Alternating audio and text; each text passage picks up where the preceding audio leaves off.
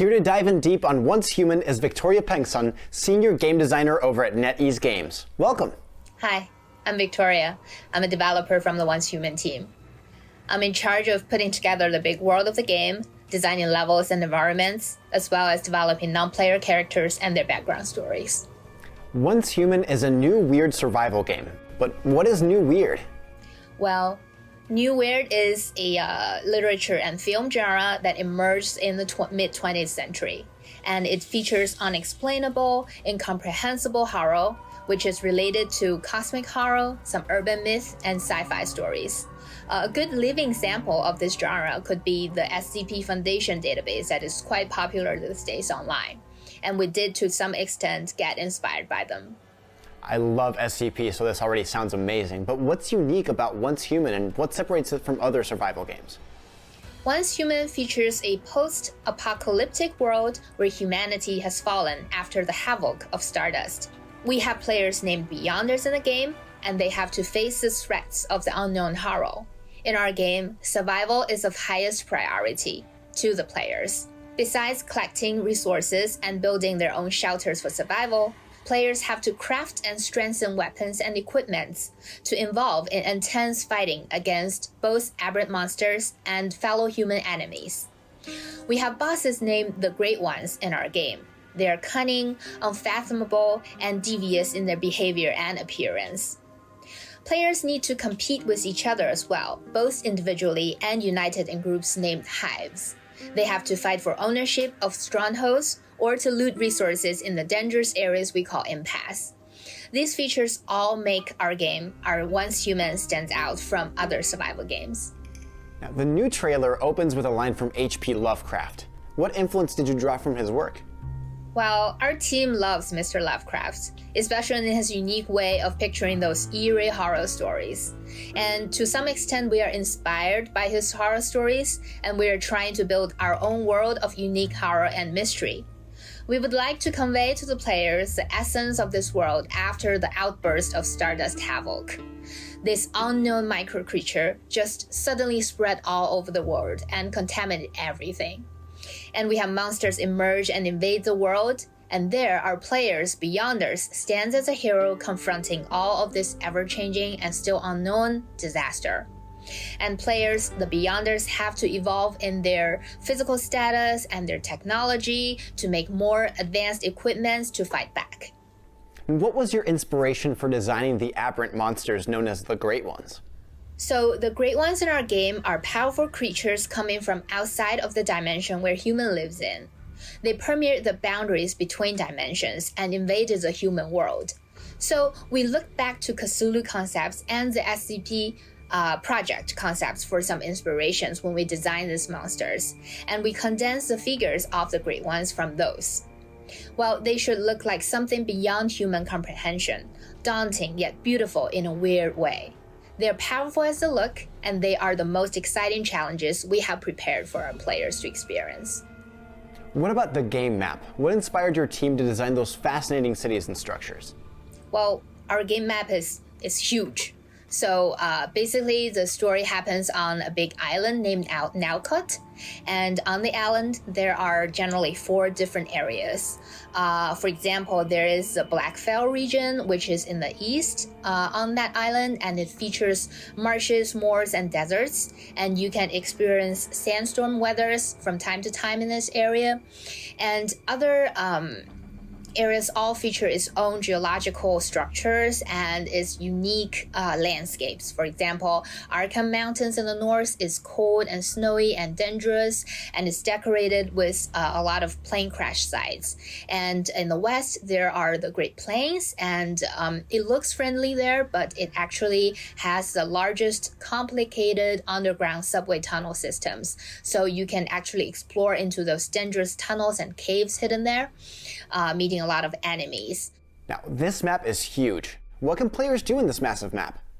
Well, the map is big, and what you can do in it is kind of countless. You can do a lot of things. At first, you can probably freely explore the game world on the big map, and you can choose the best spots that you like to build your own shelter.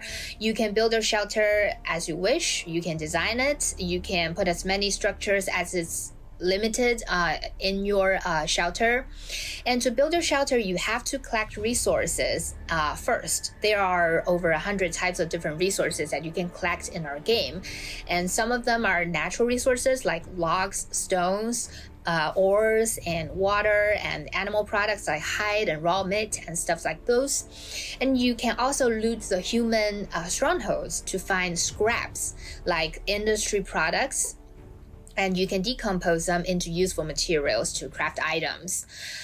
In terms of survival shelter building, you can build structures and you can actually decorate your home using like green plants and clocks and furnitures and so many different things. Oh, I love decoration, so I'm definitely going to spend hours in that part of the game. But do you have any tips on how players can survive in the wilderness? Well, first of all, you have to pay attention to your physical functions. Like you have to ensure that you stay hydrated, you stay stomach filled, and you're sane enough to survive. If you dump yourself too long in the polluted water, you probably get diseases and delusions, and you have to find medicines to cure those. So craft and use various items like consumable items to ensure that your physical status is always in the healthy range. It's very important in terms of survival. And also you have to learn to improve your equipment and weapons. You can add attributes and potential skills to your weapons. You can craft like gun perks, and from blueprints, you can get like rare and higher quality weapons. So you have to explore the big world to find these gun perks and blueprints. Also, you probably need to form alliances with other players, and working with allies can boost the chance of defeating the great ones. And also, you form groups like Hive, and you can actually cooperate with your fellow Hive members to challenge other players.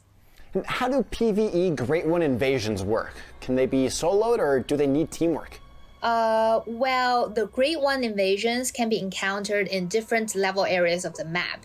And basically in one level area, there will be 1 to 2 Great Ones that you can find. And each Great Ones will have basically 4 different difficulty levels, and you can unlock the higher level after you finish the previous one. So higher level Great Ones will definitely be more destructive and cause a lot more damage to you. If you are confident enough in your battle moves, in your combat skills, and in your equipment and weapons, you can solo the Great Ones alone. But generally, we recommend that 2 to 4 players team up and challenge them. Since the Great One invasion is such difficult PvE challenge, we also prepare generous rewards for every player who successfully contained a beast in their dimension. Now, what other PvE content is in the game? Actually, besides the Great One invasion we just talked about, we have the raid dungeons, and we have various world exploration missions. Talking about the raid dungeons, well, they are at various locations around the world, and they feature prolonged exploration in the dungeon. Basically, there will be 2 to 3 bosses in one dungeon, and in each stage there will be 1 boss. And the battles in the dungeons are more intense, and it features a lot of battle mechanisms that you have to deal with. So we recommend that players team up, maybe 4 players form a team to challenge these dungeons. Besides intense battles, you can also loot the chest in the dungeons between battles, and you may find interactive pieces of paper, interactive computer terminals that you can actually get a lot of story information from them. These story slices sometimes provide a lot of important clues that will guide you to better perform your world exploration. Besides PvE, we know that there's also PvP. How does that work? In terms of PvP, we basically have 2 main modes of PvP, and one is called Stronghold Conquest. In terms to join this, you have to first form groups called Hive. Hive is a group that can accommodate 30 to 100 people each, and hives can occupy and compete for resource areas around in the big world. Different hives can definitely attack each other, so when one hive declares war on another, the system will automatically pick 2 leaders, one in each hive, and they have to recruit their teams of attackers and defenders. Then the attackers team need to gain dominance over the defenders' beacon area in a limited time, so as to have control over that resource area. And the defender team have to build defending constructions in the resource area and guard and stand their ground. There is also free PvP in the impasse zone. So indeed, the impasse zone is a PvE-VP exploration area. So players team up and different teams just enter the impasse zone at the same time. You have to deal with non-player enemies like aberrant monsters or a set of soldiers. And at the same time, you have to be aware of sneak attacks by other players, because everyone is competing for the rare resource called source in that area. And if you defeat another player and loot his body, you will get a large amount of source. And what rewards are there for players who participate in PvP? In Stronghold Conquest, you can get gun perks, gun blueprints. You can get the Energy Link and Stardust Cortex, which is all possible rewards for players who participated in a stronghold conquest between hives. And these are all valuable resources that you can use to strengthen your build and use to craft powerful weapons. In the impasse, players can farm the resource named Source, which can be converted to Stardust Cortex. And if you use some Stardust Cortex when you craft your weapons and equipments, they will add random perks to your weapons and equipments. And also you can use them as money to exchange for other items in the non-player characters' inventory stores. It is located in a lot of human strongholds. Now, what kind of firearms and weapons are available in the game? Can they only be crafted, or can you find them out in the world? Well, firearms are the most important combat weapons in our game. In terms of types of firearms, we have so many. We have pistols, we have assault rifles, we have light machine guns, we have shotguns, we have sniper rifles, and we have submachine guns. In total, there are over 70 different types of firearms, and each firearm has its own shooting, feel, and characteristics exactly as it is in this reality. These firearms, well, you can find some in your world exploration, but those are kind of basic weapons. If you want to get like powerful and more advanced firearms, you have to craft them from blueprints. The key resources that can be obtained by purchasing, upgrading personal territory, and you can complete tasks to get rewards of those blueprints, and you can find some scraps of the blueprints in your world exploration. The rarer the blueprint, the higher the quality of weapons you can craft. What sort of customization options are there for the weapons? Well, there are basically 6 human non-player characters factions in the game, and we also divide our guns into 6 different gun families, which is associated with these human factions, and they kind of share a lineage of development in skills and attributes. And players can also modify your guns, like improve the stability of the firearm. You can probably optimize the recoil, enlarge the magazine capacity by adding accessories to the guns. And these accessories, you can also loot them from strongholds or craft them based on accessory blueprints. Also, firearms have another important attribute called gun perks.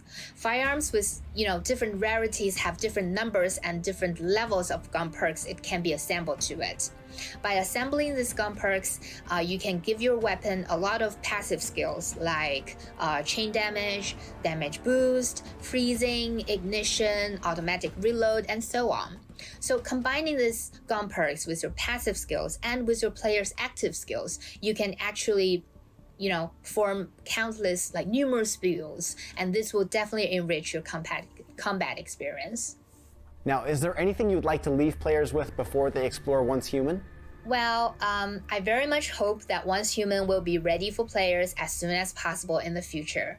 And also, as a designer of Once Human, I am looking forward to see more and more survival game lovers join us, start their journey in Nowcut, and to experience exciting combats and explore the fascinating world with us. And there's a final advice for everyone who is trying to start their journey in Nowcut. Be sure to collect enough copper ores in the Sirius Island area, as much as possible. You won't regret getting them. Victoria, thank you so much for joining me. Well, that about wraps things up for this presentation. Once Human is releasing on PC with a release date coming soon. And for more on all things gaming, stay tuned to IGN.com.